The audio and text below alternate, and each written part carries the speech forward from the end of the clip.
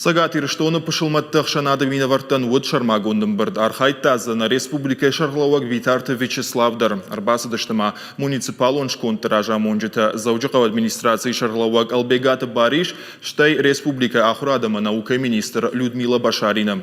Амбырд байгон кота сагатир штоны муфтий Гуасалты Хазмурат. Амбырд архайджитан равды, что сыбыр видеормаг на республика пышылматтық шанады тыхай.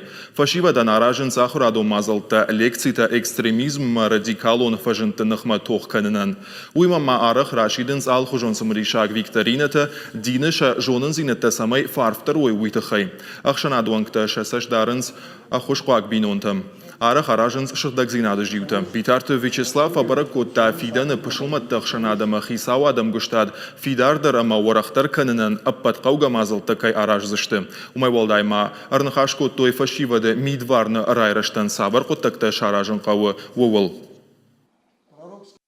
Все мы знаем, что в республике проживает очень много национальностей, это 99 национальностей. Зарегистрировано 105 религиозных организаций, 14 конфессий. И, конечно же, я считаю, что это богатство республики. Если мы во взаимопонимании живем и работаем в республике. Но иногда это становится и уязвимостью нашей. Тогда, когда прекращается диалог в обществе, когда начинаются разногласия межнациональные, межконфессиональные, и нам надо все сделать полностью.